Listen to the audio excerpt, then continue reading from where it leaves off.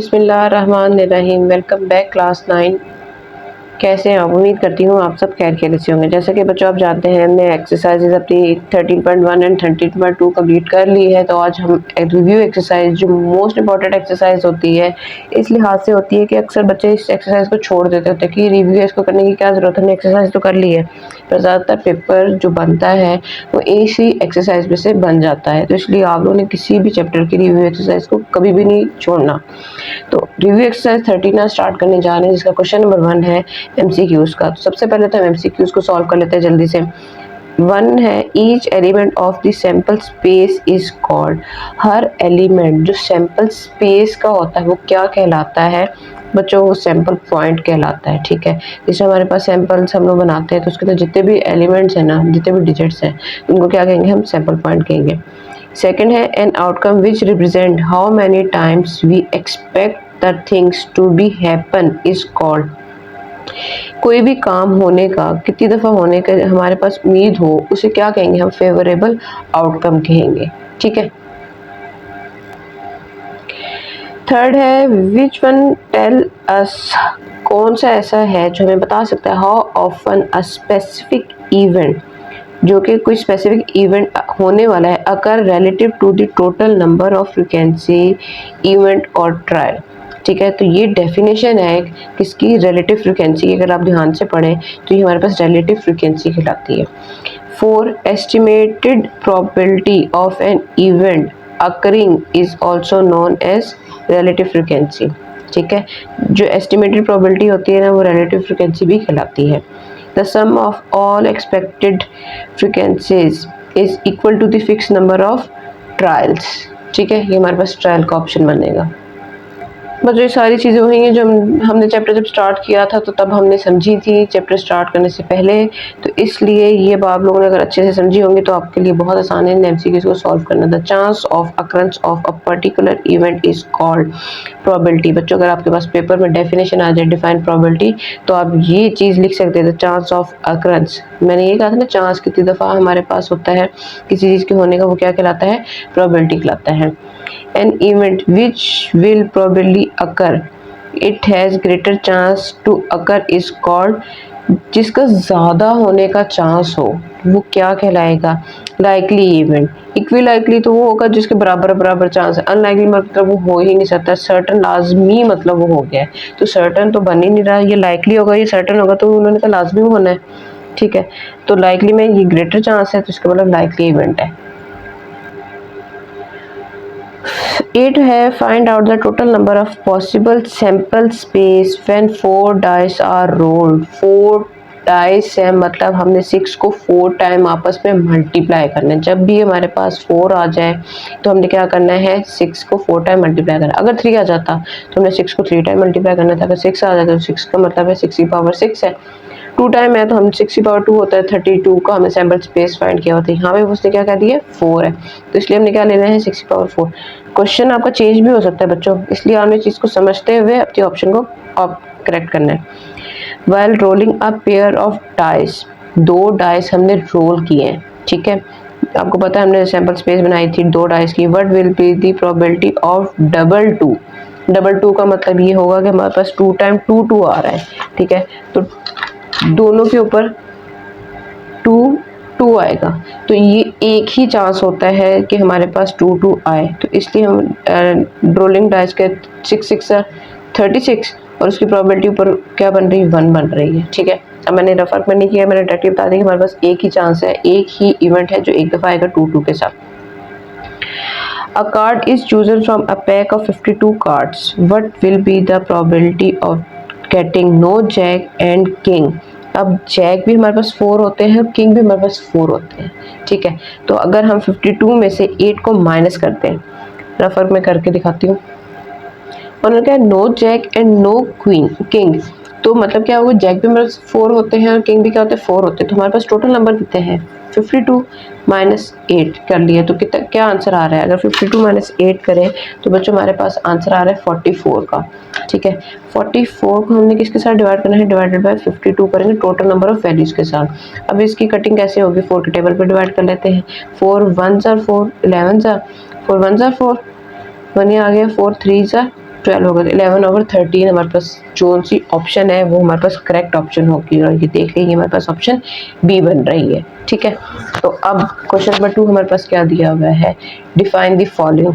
सबसे पहले उन्होंने कहा है रिलेटिव फ्रीक्वेंसी। रिलेटिव फ्रीक्वेंसी को डिफाइन कर, इसके लिए हमें पेज नंबर 252 पे जाना होगा, जहाँ पे इसकी डेफिनेशन प्रॉपर्ली लिखी हुई है। रिलेटिव फ्रीक्वेंसी क्या होती है, a specific event occur relative to the total numbers of frequencies, event और ट्रायल, या आप इवेंट लिख लें या ट्रायल लिख लें, एक ही बात है।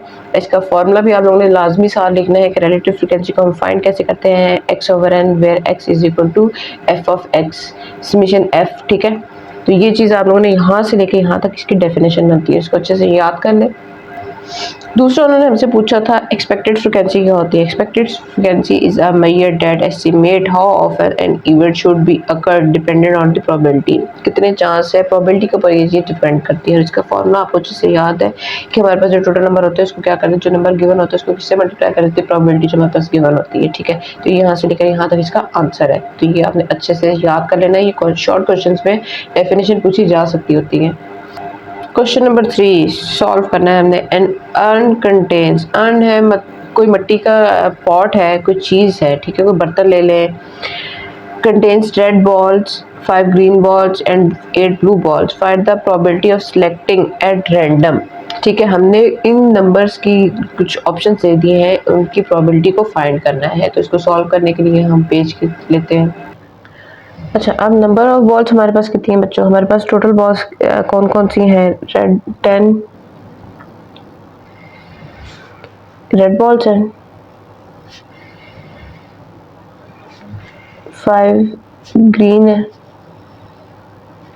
और 8 कौन सी हैं, ब्लू है। ठीक है, तो हमने क्या करना है, total number of ball find करने के लिए क्या करना होगा, इन तीनों बॉल्स को ऐड करना होगा। तो ऐड करेंगे 10 + 5 + 8 23। टोटल नंबर ऑफ बॉल्स हमारे पास क्या आ गई हैं, 23। ठीक है, अब सबसे पहले ऑप्शन में क्या उन्होंने कहा हुआ है कि आपके पास क्या है, मतलब क्या हुआ कि हमारे पास NS क्या आ गया है, 23। अब ग्रीन बॉल्स को उन्होंने सबसे पहले कह दिया, तो हमारे पास NA क्या बन जाएगा, हम यहाँ से डायरेक्ट लिख सकते हैं ग्रीन बॉल्स वो है कितनी है, हमारे पास ग्रीन बॉल्स दी हुई थी 5 दी हुई है। ठीक है, तो हम प्रोबेबिलिटी ऑफ A कैसे फाइंड करेंगे, N of A over N of S, बहुत इजी, बहुत मजे का क्वेश्चन है, 5/23, सिंपल 5/23 कर दिया, क्योंकि इनकी डिवीजन नहीं होनी है, किसी किस्म की कटिंग नहीं होनी है, तो यही हमारा आंसर है। अब उन्होंने क्या कह दिया है कि हम इसको बी ले लेते हैं। बी में उन्होंने कहा है रेड बॉल्स, तो रेड बॉल्स हमारे पास कितनी दी हुई है, 10 दी हुई है। ठीक है, तो हमारे पास प्रोबेबिलिटी क्या बनेगी, डायरेक्ट लिख लेते हैं N of B over N of S which is equal to 10 over total number of values कितनी थी हमारे पास, 23। इसकी भी कटिंग नहीं होती, ऊपर इवन नंबर नीचे और नंबर है, तो इसलिए यही हमारा आंसर है। अब ब्लू बॉल हमारे पास उन्होंने कितनी दी हुई है, N ऑफ C ले लेते हैं। N ऑफ C उन्होंने कहा 8 बॉल्स की दी हुई है, तो probability of C is equal to N of C over N of S which is equal to 8/23। ठीक है, सिंपल सा, ये बहुत ही मजे का क्वेश्चन चल रहा है बच्चों। पार्ट 4 में उन्होंने अब हमें कहा है कि नो रेड बॉल्स, मतलब हमारे पास रेड बॉल्स नहीं होनी चाहिए, ग्रीन और ब्लू बॉल्स होने चाहिए। तो ग्रीन बॉल्स हमारे पास 5 है और ब्लू बॉल्स हमारे पास 8 है, तो ये टोटल नंबर ऑफ बॉल्स हमारे पास बन जाती है 13। इसका मतलब क्या हुआ कि हमारे पास N ऑफ D क्या बन रहा है, 13 बन रहा है। तो P ऑफ D की वैल्यू को फाइंड करने के लिए हम क्या करेंगे, N of D over N of S is equal to 13/23। ठीक है, ये हमारा आंसर आ जाएगा। 5th पार्ट में उन्होंने क्या कहा है कि हमारे पास ग्रीन बॉल्स नहीं है। ठीक है, तो ग्रीन बॉल नहीं है तो मतलब हमारे पास रेड बॉल है जिसकी 10 वैल्यूज हैं, और हमारे पास ब्लू बॉल्स हैं जो कि है 8। तो इन दोनों को काउंट कर लें, ऐड कर लें, तो ये 18 आ जाता है, मतलब N ऑफ E हमारे पास क्या हो जाएगा, 18 हो जाएगा। तो अब हमने प्रोबेबिलिटी फाइंड करनी है किसकी, E की, तो N of E over n of S which is equal to 18 over 23। इसी के साथ क्वेश्चन नंबर 3 भी हमारा कंप्लीट होता है। बहुत इजी, बहुत मजे का क्वेश्चन था। अभी तक तो आपका कॉन्सेप्ट यकीन से मैं कह सकती हूँ कंप्लीट हो गया होगा, कवर हो गया होगा, अच्छे से समझ आ गई होगी, क्योंकि अभी लास्ट एक्सरसाइज का लास्ट क्वेश्चन है बच्चों। क्वेश्चन नंबर 4 में वो क्या कह रहे हैं, 3 coins are toss together. 3 coins हमारे पास टॉस कर दिए गए हैं। What will be the probability of getting. अब 3 डाइस को, कॉइन्स को टॉस करने के बाद 3 कॉइन्स को टॉस करने से जो हमारे पास रिजल्ट आता है बच्चों वो ये है, ठीक है। तो इनका हमारे पास जो NS बन रहा है ना, वो हमारे पास 8 बन रहा है, ठीक है। ये चीज़ आपने अगर समझ ली है, ये आपको लिखना आ गया है, तो अब हमने पार्ट्स को सॉल्व करना है। एग्जैक्टली 3 हेड्स, क्या मतलब हुआ कि हमारे पास जो N ऑफ A की वैल्यू आ रही है वो आनी चाहिए 3 हेड्स की। तो वो ऑप्शन सिर्फ एक ही है, ठीक है। अगर आप चेक कर ले तो वो सिर्फ एक ही ऑप्शन है, तो इसलिए हमारे पास प्रोबेबिलिटी ऑफ A क्या बनेगी, N of A over N of S is equal to 1 over 8, ठीक है। चाहे आप नीचे लिख रहे हैं या इसके आगे लिख रहे हैं, कोई मसला नहीं है। At least 2 tails, N of B हमारे पास क्या है कि कम से कम 2 टेल्स तो होनी चाहिए, उसके बाद हेड टेल जो भी चीज़ है ना वो है। तो वो हमारे पास नंबर ऑफ डेटा कितना है, 1 2 3 और ये 4, ठीक है। मतलब क्या होगा कि कम से कम हमारे पास 2 टेल्स तो होनी चाहिए, तो वो हमारे पास 4 था। तो probability of B, N of B over N of S is equal to 4 over 8 which is equal to 1 over 4, 4 के टेबल पे 1 ओवर 2, ठीक है। कटिंग करें ना तो 1 ओवर 2 आंसर आता है। थर्ड वाला हमें दिया हुआ है नॉट एट लीस्ट 2 हेड्स, मतलब जिनके कम से कम 2 हेड हैं वो नहीं लेने, ठीक है। तो वो कौन से हैं, 1 2 3, ठीक है, और 4, 1 2 3 4, ठीक है। ये 4 ही है हमारे पास जिनके कम से कम 2 हेड है, वो हमने क्या करना है, नहीं लेने। तो हमारे पास N ऑफ C कह लेते हैं। N ऑफ C क्या बन रहा है, 4। तो probability of C is equal to N of C over N of S is equal to 4 over 8 which is equal to 1/2। अब 4 में उन्होंने क्या कहा है, नॉट एग्जैक्टली 2 हेड्स, जिसके 2 हेड्स है ना लाजमी, वो तो हमने नहीं लेना। तो हम देखते हैं किसके 2 हेड नहीं है, 1 2 3, ठीक है। ये 3 हैं जिनके एग्जैक्टली 2 हेड्स हैं, ठीक है। तो ये वाले हमने कंसीडर नहीं करने। उसके अलावा जो हमारे पास रह जाते हैं ना, 8 में से 3 को माइनस कर लेते हैं, तो हमारे पास जो ऑप्शन आती है N ऑफ D की 8 माइनस 3 इज इक्वल टू 5, ठीक है। तो हमारे पास प्रोबेबिलिटी ऑफ D क्या आ जाएगी, N of D over N of S is equal to 5 over 8। यही हमारा आंसर है। इसी के साथ क्वेश्चन नंबर 4 भी हमारा कंप्लीट होता है। जल्दी से चलते हैं क्वेश्चन नंबर 5 की तरफ। क्वेश्चन नंबर 5 हमारे पास दिया हुआ है, a card is drawn from a well shuffled pack of 52 playing cards. Cards वाला क्वेश्चन आ गया, what will be the probability of getting king और jack of red cards not 2 of clubs and spade. तो इन दो options की हमने क्या करनी है, प्रोबेबिलिटी फाइंड करनी है। N ऑफ S के हमारे पास 52 कार्ड्स का आपको पता है पूरा पैक होता है, ठीक है। अब फर्स्ट में उन्होंने ऑप्शन जो दी है, जैसा कि बच्चों आपको याद होगा, मैंने अपनी प्रीवियस वीडियो जो कि प्रोबेबिलिटी की एक्सप्लेनेशन दी थी, उसके अंदर इस कार्ड के मतलब डिटेल एक्सप्लेनेशन बताई थी, समझाई थी। आज फिर दोबारा से बता देती हूँ। आज उन्होंने कहा है हमारे पास रेड कार्ड्स हैं। रेड कार्ड्स की टोटल क्वांटिटी हमारे पास होती है 26। अब उन्होंने कहा है कि हमने उसमें से जो है वो किंग को लेना है। मतलब अगर किंग इसका लेते हैं डायमंड का, तो हार्ट का भी किंग लेंगे। वो कितने हो गए हमारे पास, 2 हो गए। और जैक लेने हैं, तो जैक 1 और 1 कितने हो गए, 2 किंग है, 2 ही जैक है। टोटल वैसे हम कहते हैं ना 4 किंग्स और 4 जैक है, हर कार्ड 4 है, पर अब उसने ऑप्शन दे दी कि आपने सिर्फ जस्ट रेड को देखना है। तो रेड में से हमारे पास किंग कितने हो गए 2 और जैक कितने हो गए 2। अब 2 + 2 किंग और jack is equal to 2 + 2 is equal to 4। ठीक है, तो हमारे पास प्रोबेबिलिटी क्या आएगी अब, probability of this 4 over total card कितने हमारे पास 52। ठीक है, अगर इसकी डिवीजन की जाए, आप इसको एक का भी नाम दे सकते हैं, वट जो हम दे सकते थे। ठीक है, तो अब इसकी कटिंग करेंगे। 4 के टेबल में 42 आता है, बिल्कुल आता है। 4 के टेबल पे 13 पर करें तो 52 आंसर आता है। ठीक है, इस इतनी चीज़ें समझ आ गई। अब उन्होंने क्योंकि ऑप्शन देती थी रेड कलर की, तो इसलिए हमने रेड कलर का ध्यान से लिखना है। 4 + 4 करके 8 नहीं कर देना, आपने सिर्फ रेड के काउंट को करना है, किंग और जैक को। पार्ट 2 में है, 2 में ऑप्शन दी हुई not 2 of club and spade. ठीक है, तो इसका मतलब क्या हुआ कि 2 कार्ड हैं ये वाले जो हमने नहीं लेने हैं। तो हमारे पास प्रोबेबिलिटी ऑफ बी क्या बन रही है, मतलब 52 में से अगर हम 2 को माइनस करें तो हमारे पास ऑप्शन क्या आती है 50। ठीक है, तो प्रोबेबिलिटी ऑफ बी हमारे पास क्या बनेगी 50 ओवर 52।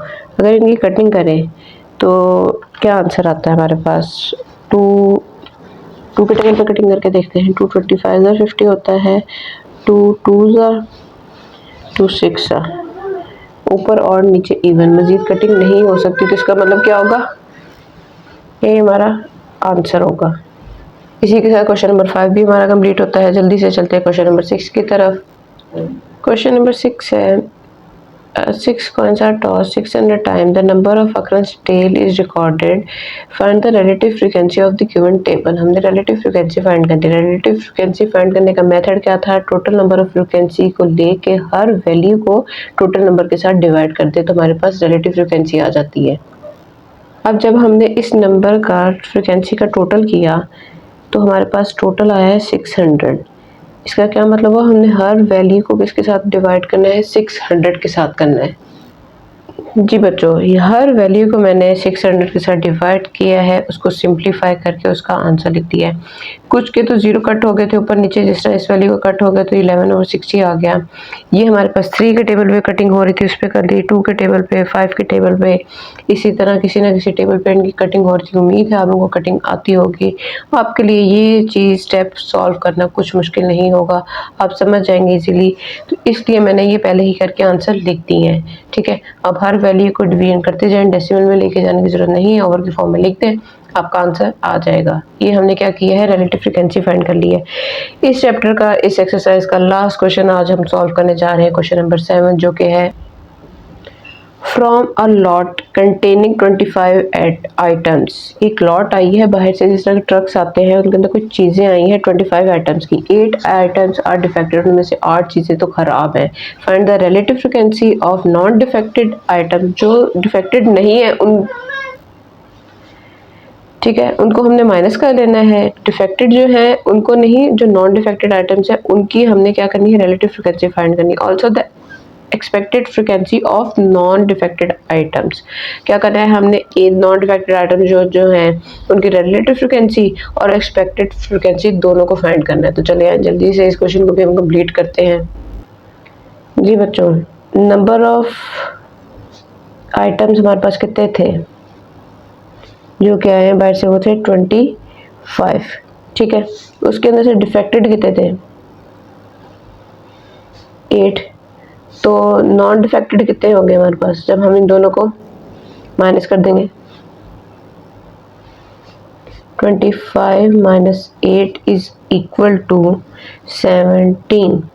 ठीक है, अब उन्होंने क्या कहा, रिलेटिव फ्रिक्वेंसी फाइंड करें।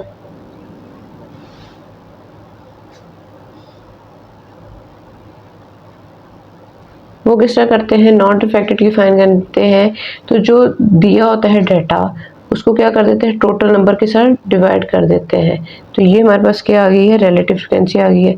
इसको डेसिमल की फॉर्म में अगर ले जाएं, क्योंकि हमने अभी एक्सपेक्टेड फ्रिक्वेंसी भी फाइंड करनी है, तो 17 divided by 25 is equal to 0.68। ठीक है, अब हमने एक्सपेक्टेड फ्रिक्वेंसी फाइंड करने के लिए क्या करना होगा, फॉर्मूला लगाना होगा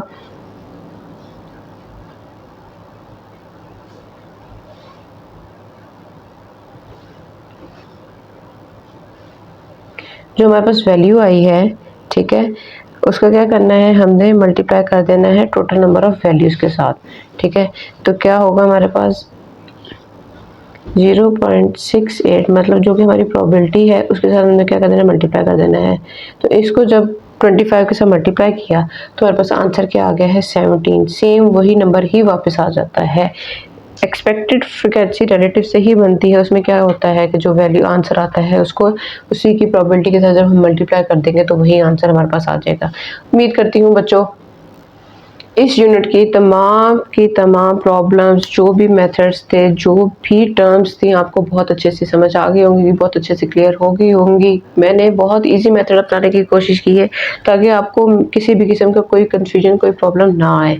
फिर भी अगर कहीं कोई भी आपको मसला आ रहा, कोई चीज़ समझ ना आ रही हो तो आप मुझे कमेंट करके पूछ सकते हैं या मेरी वीडियो को दोबारा से देख सकते हैं। इंशाल्लाह आपके तमाम कॉन्सेप्ट इसी वीडियो से ही क्लियर हो जाएंगे। अब तक बहुत ख्याल रखें, मिलते हैं अपनी अगली वीडियो में, तब तक के लिए अल्लाह हाफ़िज़।